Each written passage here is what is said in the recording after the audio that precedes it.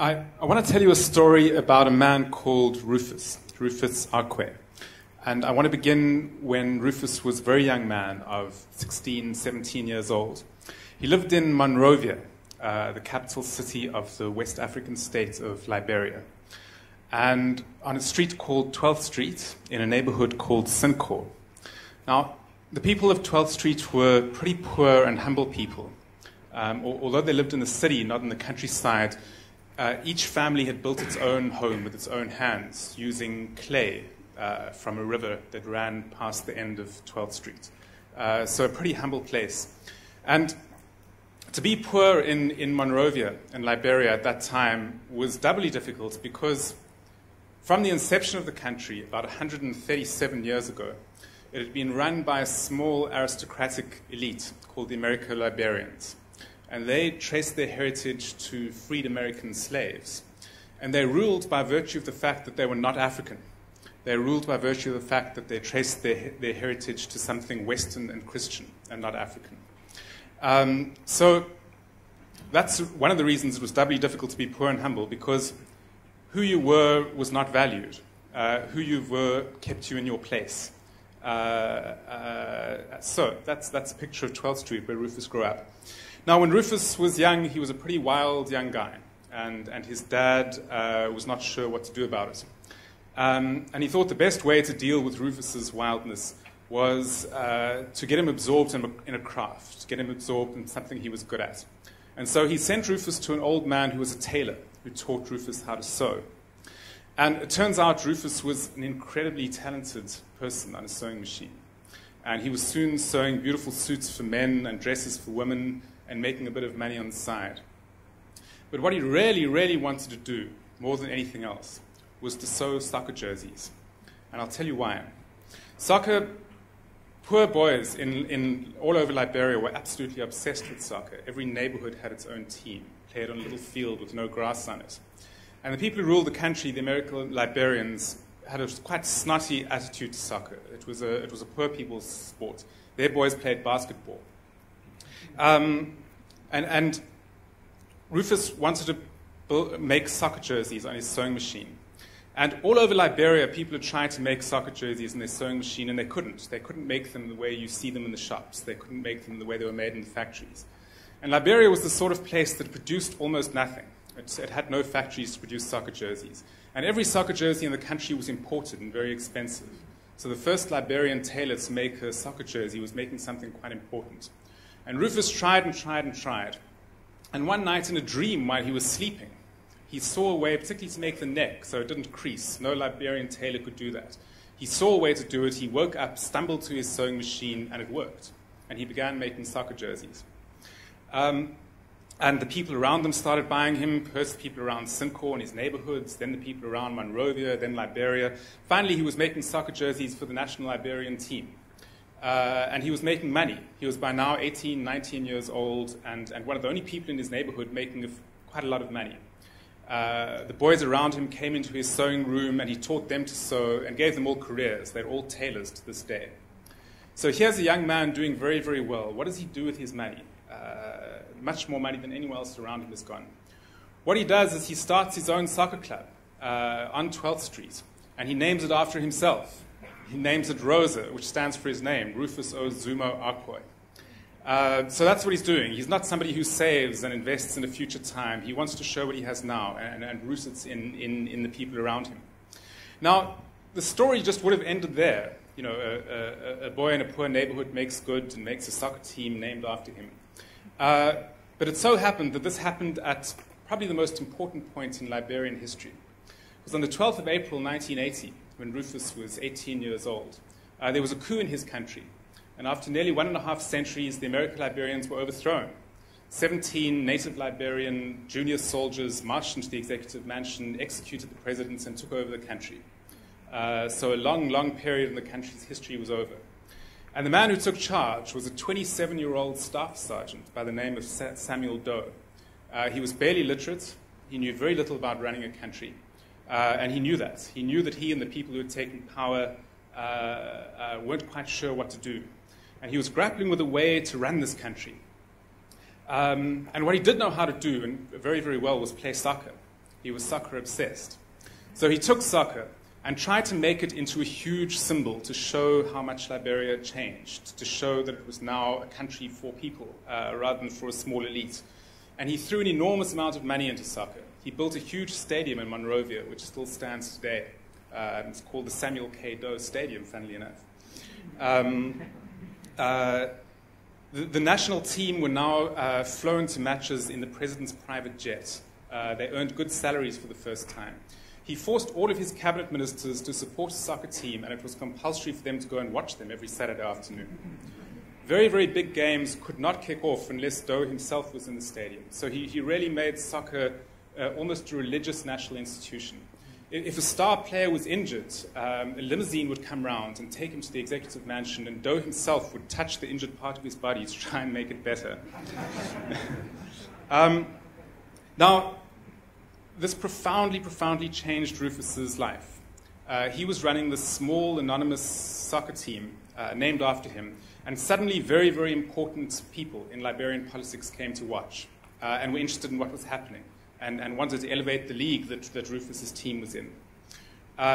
Soccer administration became a very important thing in the country, and Rufus joined the soccer administration. But most important of all, what it meant for the people around Rufus, the people who were wearing the jerseys that he was sewing and playing soccer in his team, is that they could suddenly, for the first time in their lives, imagine a path from what they did, play soccer in Rufus's journey, outside their ghetto, into the nation, into power. It was really the first time that an expression of what they did went out into the world, and they could imagine the path out. There's the administration of Rufus's first club. Rufus is second from left at the back. He's a big fat man now. He was thin and lean and a good soccer player then. Now, things went very badly in Liberia. It turned out that Samuel Doe was not a good president at all and alienated more and more of the country. And by the late 1980s, the country was at civil war. And it was an awful, brutal civil war that lasted 14 years until 2003. In which about 200,000 Liberians were killed. When the Civil War broke out, Rufus was studying in New York. And although this whole world came crashing down, this idea of playing soccer, of doing what you do in a poor neighborhood, reaching out into the world, really defined him for the rest of his life. So he was living in New York, and thousands of young Liberian refugees, many of them child soldiers, many of them boys with ruined lives who fought in the war, came to his neighborhood. And he established a soccer club called Rosa. And he told his American sponsors that it was an African word for resilience. And he got these kids off the streets and into a soccer club. And then he went and did the same in Minneapolis, where there was a Liberian community there, and the same in California, where there's a Liberian community there. So he tried to recreate this sacred world he'd known in the early 1980s, where what kids did could go out into the world. And his idea was to really sweep up all the Liberian youth who'd been scattered around the world, bring them into soccer teams, come home and run for president of Liberia. Now, part of the reason that made this dream possible was this man, George Weah. George Weah was a contemporary of Rufus's. He played in the same neighborhood, in the same league. This picture was taken before he was famous at a soccer game.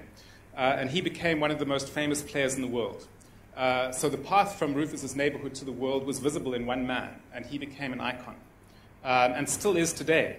George Weah is running for president of Liberia in October this year, and his platform is really to create the early 1980s, to create that one little window in Liberian history where poor people could imagine a path from themselves to the world. Now, Rufus or George Weah have never been to Cape Town and probably haven't thought about it much. But I think there's a very important connection between their story and this city's story. About 7 or 8 years ago, I used to go to Polesmore prison every day to interview a man who was in prison there. And my purpose was to write a book about prison gangs. And after about 9 months of working with him, he was released. And I followed him out into his community, which was Manenberg. And I discovered things that were pretty surprising and upsetting. I met young people, 14, 15, 16 years old, who had only ever been to the center of Cape Town 2-3 times in their life, despite really living in walking distance. The city was absolutely close to them. One had been to Cape Town, to Golden Acres, to buy shoes for a wedding. That was one of the 2 or 3 times that that he'd been to the center of Cape Town. And the symmetry or the similarity is really similar. You live on a street and the street is closed in around you. The walls are in around you. Who you are doesn't resonate anywhere else into the world. The sound just bounces back to you. And I think that is one major reason for gangs.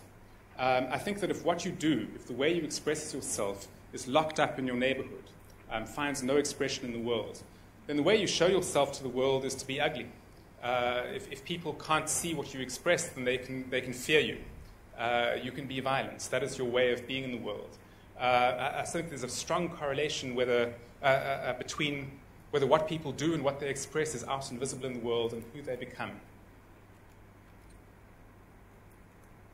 This is Rosa today, Rufus's team. He re-established it in Monrovia. Not a very good field. Back to Cape Town. You all know what that is, right? The Athlone Tower is imploding. That happened last year, and there's a question of what to do with that space now. Now, I think that there are two very important things about that space. The one is that it's at the beginning of the N2. And if you look at how poverty is distributed in Cape Town, about 60% of the poor live alongside or near the N2, beginning with the outskirts of Lange, going all the way close to here, to the far shacks on Khayelitsha on your right, to Delft on your left. So the question of what is built around that area is very, very important for the future of a lot of people. And there's a second very important thing about that space, and that's that it touches Athlone on one side, Lange on another, and Pinelands on another. And so it's a very unique space where three very, very different parts of Cape Town come together. And therefore, it's one of the only spaces in the city where the different parts of Cape Town can actually see one another. One can express who one is in front of an audience, and that makes it a very unique space. So the question of what's going to happen to the space is very, very important. Now, what I think should happen to the space is literally there should be bridges built from Manenberg, from Athlone, from Lange into the space. Public transport should be built around it. Pedestrian walkways should be built around it. It should be a bridge, literally, from the Cape Flats to another part of Cape Town.